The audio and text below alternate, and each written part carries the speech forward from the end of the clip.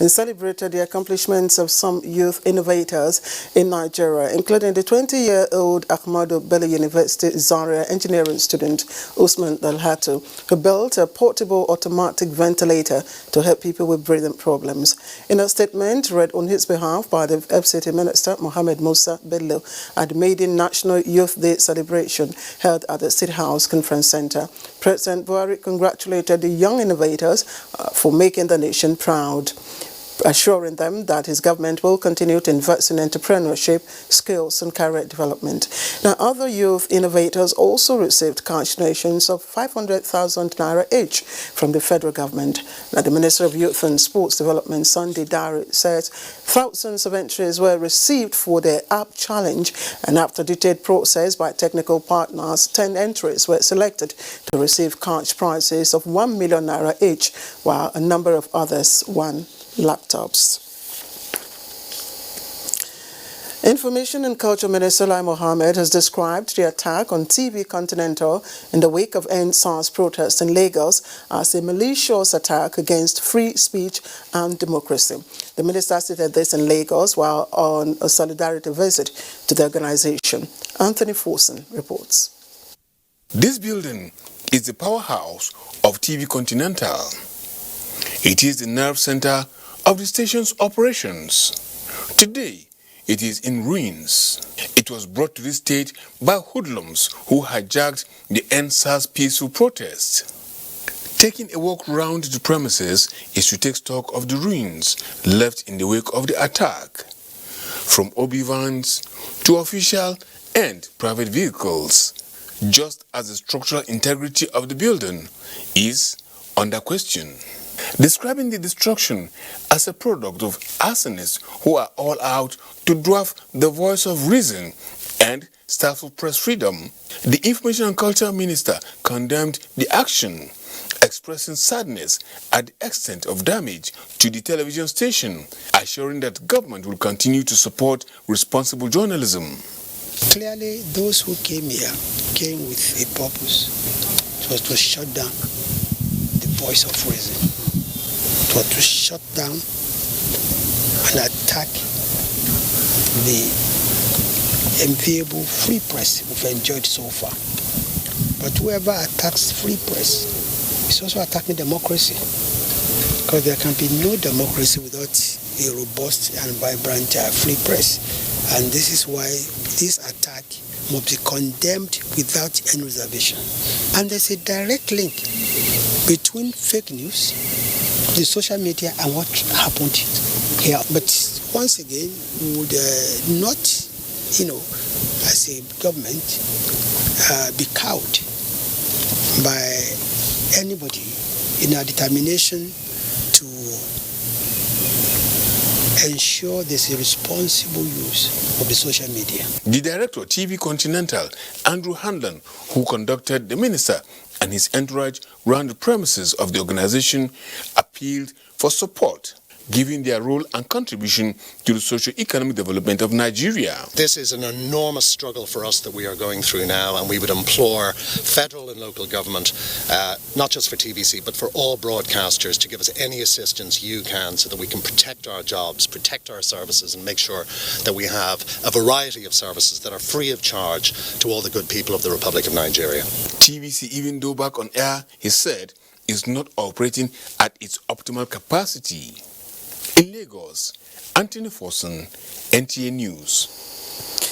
And the Igbo Social-Cultural Organization Ohaneze Ndigbo Worldwide Assembly has pledged to mobilize support for the present administration to strengthen the One Nigeria agenda under a federal system of government. President General Ohaneze Ndigbo Basil Onyachalam Onora said this while formally presenting certificate of reinstatement of the organization by Corporate Affairs Commission. Abubakar Usman Okwanga reports. The organization is committing itself to the Nigerian project, and this time it says the federal government deserves the cooperation of ethnic nationalities to build a strong, viral and united country. The organization further applauded the developmental strides of federal government in the southeast geopolitical zone of the country and advocates more in the spirit of national transformation.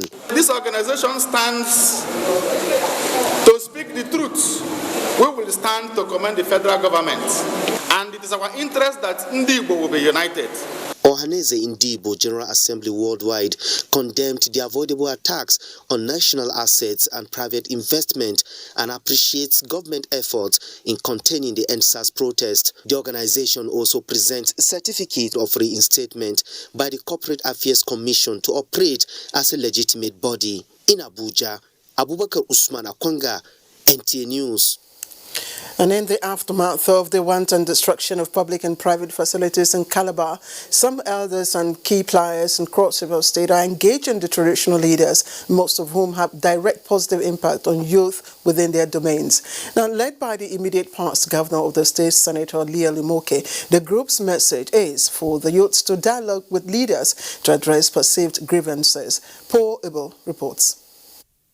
Calabar South and Calabar municipal local government areas make up the Calabar metropolis, where the height of destruction was carried out by hoodlums disguising as NSAS protesters. In view of the magnitude of destruction, the visit by these elders comprising a former military administrator, ambassador and National Assembly members, among others, to traditional rulers of Efot and Kors is observed as the best possible way to reach the youth in their communities and seek advice on the way forward. I know that the institutions that you have are critical when it comes to young people. The youth in the community still listen to you. So we must collectively address this. The traditional rulers provide reasons for the cause and possible solutions to the problem. And I'm so unhappy that the peace and calm that we used to have here is taken away. So please, my advice is that let the administration have everything and then work with everybody. The children are angry, the children are hungry. Many of the youth say that there is no job for them to do. They are abandoned. They are not taken into consideration. The team maintains that dialogue is the only way out to resolve perceived failures of the political class, rather than the youth resulting to carrying arms and destroying critical government and personal infrastructures. In Calabar, Paul Abel, NTA News.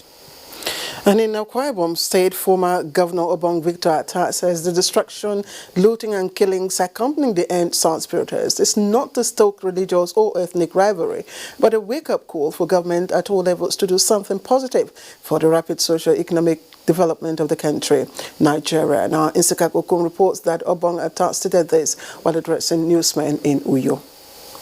Selected rural youth and women from 10 local government areas of Abia State were pioneer trainees of the 4,025 beneficiaries of the agricultural program in the first phase of the project, which include poultry, fishery, palm processing machine, and other agro-allied commodities. Facilitators have inculcated a lot of wisdoms and ability into us. They are really interested in the youth of Abia State because in equipping us for us to be self-independent and self-reliant. The state project coordinator of Life ND, Uchenna Onyizu, said that the project, which is jointly funded by the federal government, Niger Delta Development Commission, and the International Fund for Agricultural Development, is aimed at enhancing income, food security, and job creation among Nigerian youths. The whole essence is for us to look at what we've been taught for the past 1 week. At the end of the day, they will now graduate to be established. Agriculture is about food. Food security is very, very important.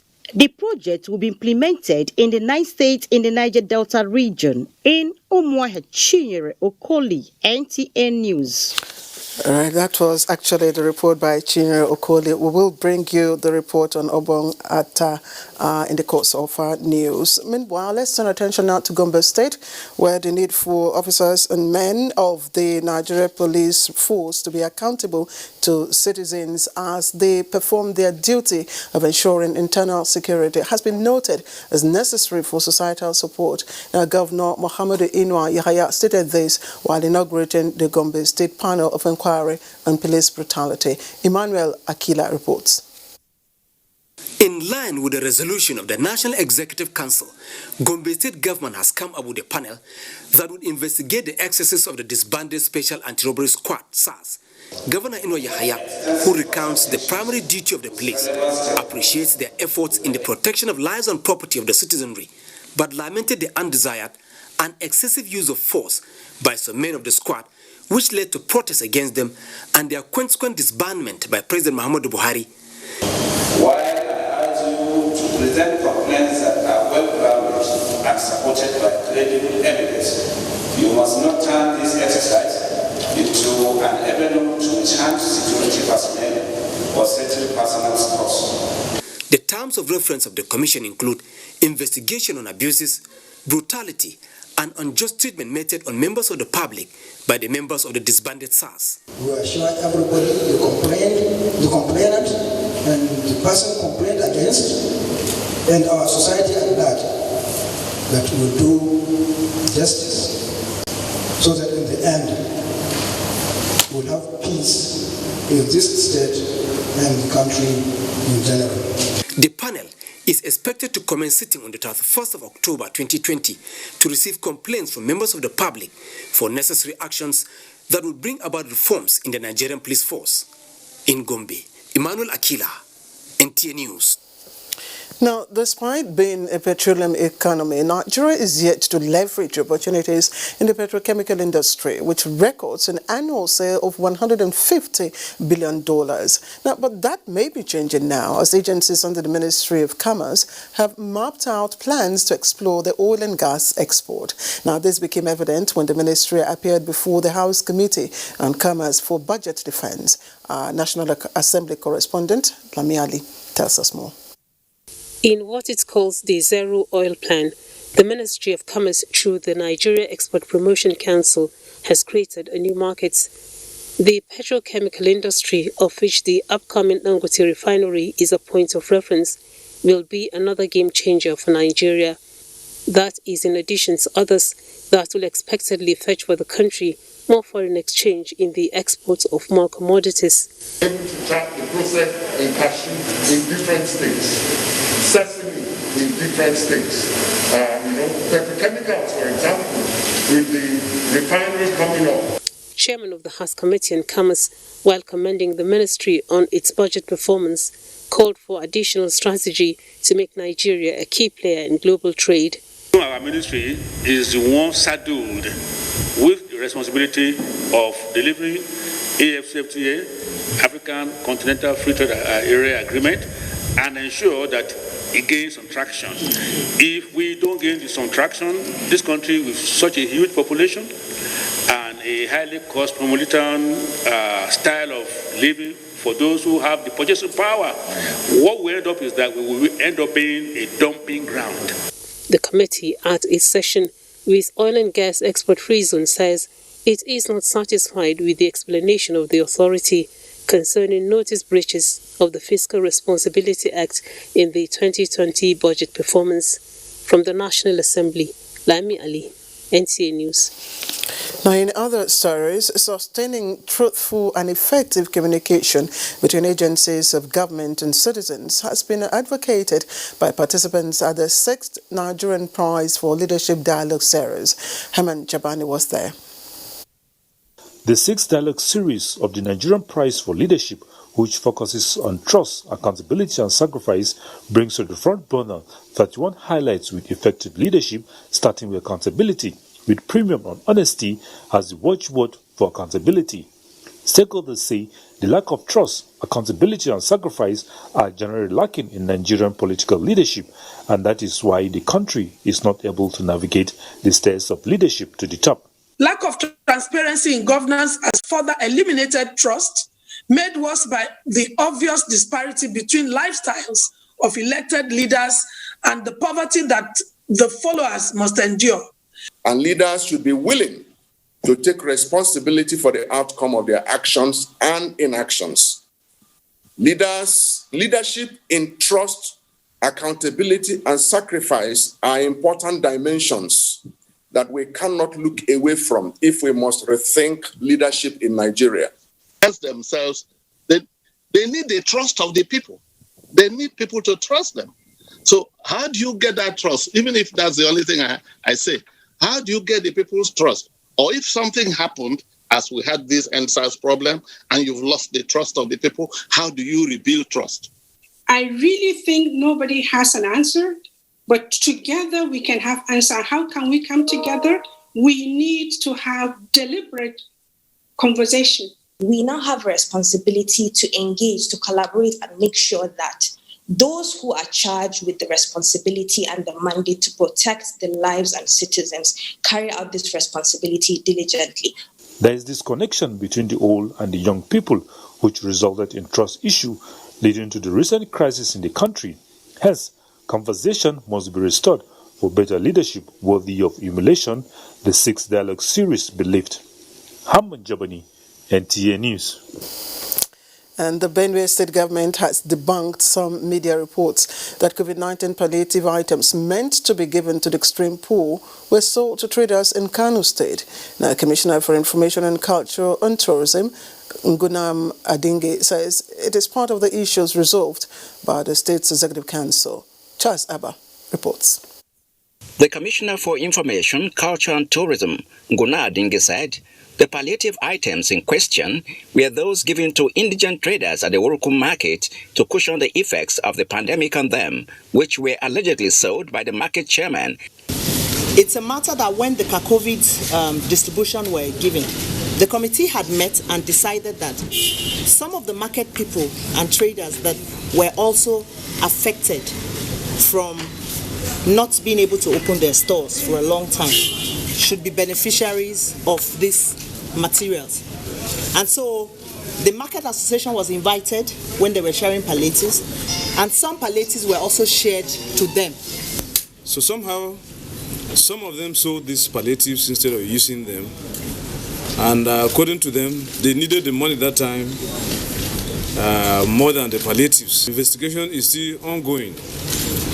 The Commissioner further said that ESCO has observed the necessary protocol and resolved to auction unclaimed cows impounded by the Benue State Livestock Guard. She also disclosed that in partnership with the federal government, the state government will construct a number of housing units to address housing deficit. The Commissioner further disclosed that close to 200 million naira has been approved for installation of traffic lights in Makudi, the Benue State capital. In Makudi, Charles Abba, NTA News. And President Muhammad Buhari has sent a message of goodwill to Charity Shekari, stalwart of the All Progressives Congress and wife of Stephen Shekari, former Deputy Governor of Kaduna State, as she turns 60. Now, the President rejoices with the journalist, public administrator and technocrat who has served Kaduna State in different capacities and has also contributed greatly to the development of the state. President Buhari wishes Mrs. Shekari good health, sound mind and greater service to Nigeria and humanity. And as part of efforts to make the highways safer and eradicate incidents of road crashes and its attendant fatalities, the Co-Marshal Federal Road Safety Corps, Dr. Boboyo Yemi, has urged administrators of local governments in the country to relocate markets from the highways, noting that this will help the existing operational efforts of the FRSC to enhance the safety of the motoring and pedestrian population. The Co-Marshal made this call while decrying the recent road traffic crash caused by brake failure and loss of control that claimed multiple lives at the Ibaka area of Akungba, Akoko Southwest local government area of Ondo State on Saturday evening. Now, while commiserating with families of the victims, the Corps Marshal expresses concern over the rising statistics of innocent citizens who have lost their lives as a result of building markets close to the highways, and has since initiated impact-oriented operational strategies to curb the menace. Nigerian Christian pilgrims are to participate in the 2020 pilgrimage scheduled for December this year. This followed the approval of the federal government after due consideration. Omenka Amarachukwu completes the report. For about 7 months now, coronavirus has made countries of the world to shut down their air and land borders in order to curtail the spread of the virus in view of its implication to the affected countries. This has no doubt affected the bilateral relations and physical visit across the globe. Various efforts at different levels have started yielding positive results. The recent is for the participation of the Nigerian Christian pilgrims to participate in the December pilgrimage. Plans are on the way by the federal government to ensure that the bilateral air service agreement between Nigeria and Israel is activated so that Nigerian airline can lift our pilgrims directly from Nigeria to the state of Israel. This will afford the intending pilgrims the opportunity to understand the real essence of pilgrimage and sport in them the spirit of patriotism. The Commission has commenced medical orientation programs for the medical personnel that will participate in the pilgrim exercise. In Abuja, Umenka Marachuku, NTA News. And the federal government is activating environmentally friendly mechanisms aimed at enhancing healthy living among Nigerians. Now, the Senior Special Assistant to the President on Sustainable Development Goals, SDGs, Adejoke Urulokwe Adefolire, while at the Women's Conference in Lagos, says this is imperative to guard against the possibility of a second wave of COVID-19 presently threatening livelihood across the globe. Michael Lalaya was there.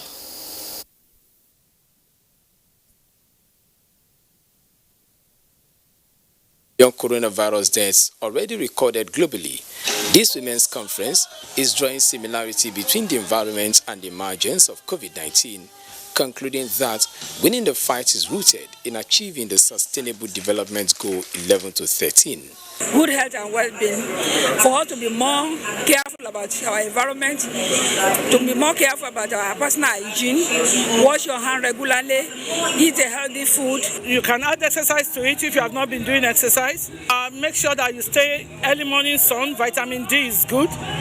Eat fruits, a lot of fruits for the vitamin C and other nutrients, B complex and all that. The forum did not just recognize frontline health workers for their contributions to the war against coronavirus, but a straight proactiveness of states in nipping the virus in the bud. It's not that our numbers are increasing in Lagos, it's that we are searching all over the state. In every local government, we are looking for the mark of this virus so that we can know how to develop our risk communication. The conference focuses on staying alive through physical, spiritual, and emotional supports. The COVID palliatives we are distributing now is to everybody, whether poor or whoever they may be. So it is when we are able to meet the people, our people, at the point of their need, that we are able to then get the best out of them. The virtual conference was joined by the wives of Kebbi and Nasarawa state governors, while the Minister of Women Affairs registered her presence through video conferencing. In Lagos, Michael Olale, NTA News. And President Muhammad Buhari Sunday has appealed to Nigerian youths to end street protests and participate in meaningful discussions with government aimed at comprehensive reforms to end all forms of police brutality against Nigerians. The president spoke in his message to the maiden National Youth Day celebration observed on November 1, coinciding with the African Youth Day celebration, against the backdrop of the recent protests against police brutality in the country, leading to the disbandment of the Special Anti-Robbery Squad, SARS. President Buhari, who was represented by the FCT Minister Mohammed Bello, told the gathering that the pleas of Nigerian youths have been heard by his administration. He added that the federal government now, quote, now wants to hear concrete and practical ideas from the youths while acknowledging their constitutional right to peaceful protest. President Buhari also used the occasion to express his strong opposition to the wrongful use and imposition of violent force against any innocent, law-abiding persons, particularly young people. Describing Nigerian youths as agents for social change, economic growth and sustainable development, President Buhari says his administration has established no fewer than 25 initiatives aimed at empowering youths across the country. He notes that these noble initiatives, ongoing in the last 5 years, were aimed at placing Nigerian youths on the path of career development, entrepreneurship, entrepreneurship skills development.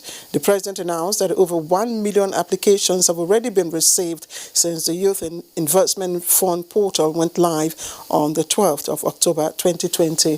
He listed other youth-based initiatives consistent with his administration's policy of positioning youths for strategic leadership in different fields of endeavor. Now, other initiatives, according to the President, will include the Presidential Youth Empowerment Scheme, PS, the NPOWER, SI and Disaster Management, the Youth Entrepreneurship Support YETS Program, Graduate Internship Scheme, GIS, and the Youth Enterprise with Innovation in Nigeria, UWIN. The President also asked the $20 million Technology Fund for Young Innovators as some of the major initiatives empowering youth across the country. Restating his call for national unity, President Buhari says Nigerian youths are better positioned to drive the indivisibility of Nigeria and collectively overcome whatever challenges bedeviling the country. All right, let's now turn attention to sports. And Arsenal earned all 3 points at Manchester United with a lone goal victory in EPL on Sunday. Our Southampton equally won 4-3 at Aston Villa. Manzi Marcos has more on Sports Update.